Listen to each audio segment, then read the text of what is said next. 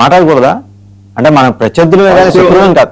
ఒక్క నిమిషం, let me complete. మనం పార్టీలు ప్రత్యర్థులే, మీరు నాయకులందరూ ప్రత్యర్థులే కానీ శత్రువులు కాదు కదా. వాసుదేవన్ గారు, మీరు చెప్పినంత నేను ఏకీభవిస్తున్నాను. నాయకులు ప్రత్యర్థులం కాదు. నాకు వైసీపీ దాంట్లో ఫ్రెండ్స్ ఉన్నారు. నేను ఎయిర్పోర్ట్ లో ప్రయాణించేటప్పుడు చాలా మంది వైసీపీ నాయకులు మాట్లాడుతుంటారు. మామూలుగా క్యాజువల్ గా బాగున్నారంటే బాగున్నారని అడుగుతాం, దానికి క్యాజువల్ కాదు. కానీ ఇక్కడ వచ్చినటువంటి సబ్జెక్టు కన్నెర్ర చేసినట్టే కాదండి.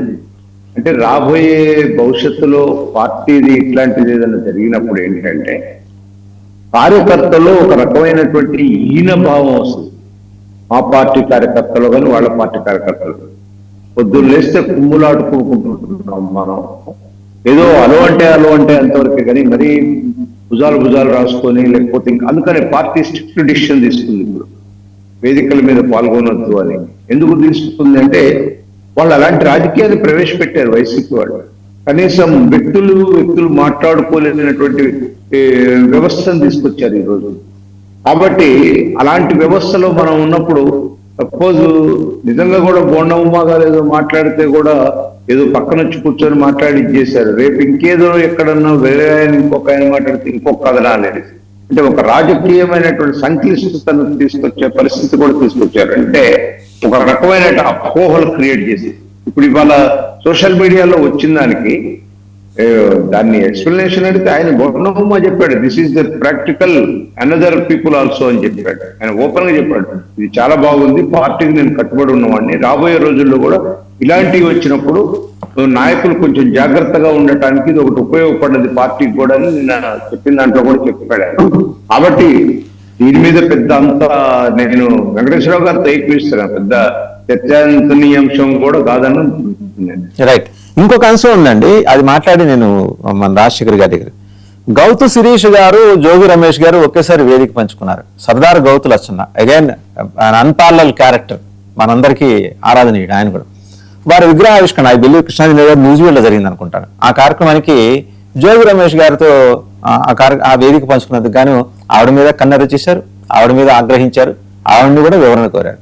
తప్పేంటండి? ఇప్పుడు చాలా మీ పార్టీలో రకరకాల కులాలు ఉన్నాయి, మీ కులాల వాళ్ళందరూ రకరకాల చోట్ల కలుస్తుంటారు, వేరు పార్టీ నుంచి వస్తుంటారు. అప్పుడు లేని తప్పు ఈ బీసీ నాయకులు కలిసినా, లేకపోతే మన అంబరాంబాబు గారు వచ్చి ఈయనతోటి వేదిక పంచుకున్న ముద్రవాడ పద్మనాభ గారి సంస్మరణ సభ, మరి జక్కంపూడి సభకు జ్యోతులను ఎవరు వెళ్ళారు, అక్కడ మాట్లాడారు.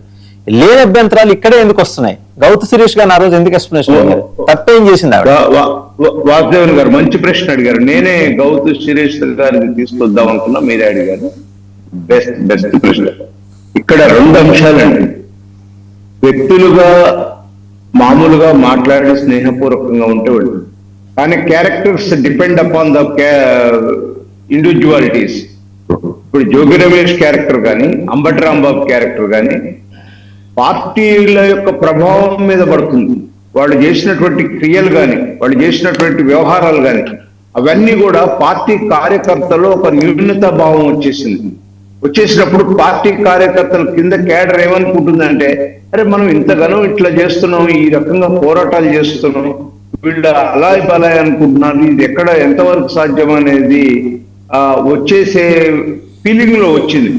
ఆ రోజు జోగి రమేష్ వాళ్ళది మీకు తెలుసు, అప్పుడే కేసుల్లో పర్టికులర్ గా అరెస్ట్ అయ్యి మళ్ళీ బయటకు రావటం, వాళ్ళు మళ్ళీ చేయటం, ఇంకేదో అదంతా చేయటం జరిగింది అప్పుడే. అయితే డెఫినెట్ గా సభకు అటెండ్ అయ్యారు ఆయన కాబట్టి, వాళ్ళ తాతగారు కాబట్టి ఆమె పోయింది, ఏదో కేసు వచ్చింది, నో ప్రాబ్లం. కానీ దీన్ని కార్యకర్తల్లో ఉన్నటువంటి మనోభావానికి అనుగుణంగా పార్టీ స్పందించిందే తప్ప వేరే అదర్ లీడర్స్ మీద ఏం లేదు. మీరేమో అందరికీ వర్తిస్తుందా? మీ పార్టీలో వివిధ కులాల నాయకులు ఉన్నారు, కేవలం బీసీ ఎస్సీ నాయకులే కాకుండా ఇతర కులాలు అగ్రవర్ణాల నాయకులు, వాళ్ళకి కూడా వర్తిస్తుందా?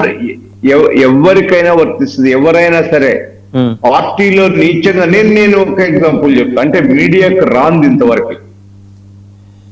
గుడివాడ నానితో ఒక కార్యకర్త, మండల స్థాయి కార్యకర్త ఫోటో దిగితేనే యాక్షన్ తీసుకున్నారు. ఇది కాదండి, అగ్రస్థానంలో కూర్చున్న నాయకులు ఉంటారు కదా, వాళ్ళు వేరువేరు ఒకే కుటుంబానికి చెందిన వేరువేరు నాయకులు ఉంటారండి.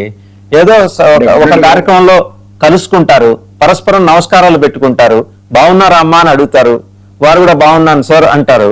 మరి అప్పుడు కూడా వర్తించాలి కదా అంట. ఇది డెఫినెట్ గా నేను అదే చెప్పాను వాసుదేవన్ గారు, depend upon the character of persons, character of the so person. BC నాయకుల దగ్గరికి వచ్చేప్పుడు మీ క్యారెక్టర్లు వస్తాయన్నమాట. బీసీ నాయకుల దగ్గరికి వచ్చేప్పుడు మీ క్యారెక్టర్లు వస్తాయన్నమాట. అగ్రవర్ణాల వాళ్ళు కలుసుకుంటే క్యారెక్టర్లు రావన్నమాట. ఒక్క నిమిషం వాసుదేవన్ గారు, వైసీపీ పార్టీలో కూడా అంత లీవ్ అబౌట్ వైసీపీ అండి. 11 ఇచ్చి వాళ్ళని జనం మూలం కూర్చోబెడితే తాపకి వైసీపీ గురించి మాట్లాడతారు మీరు.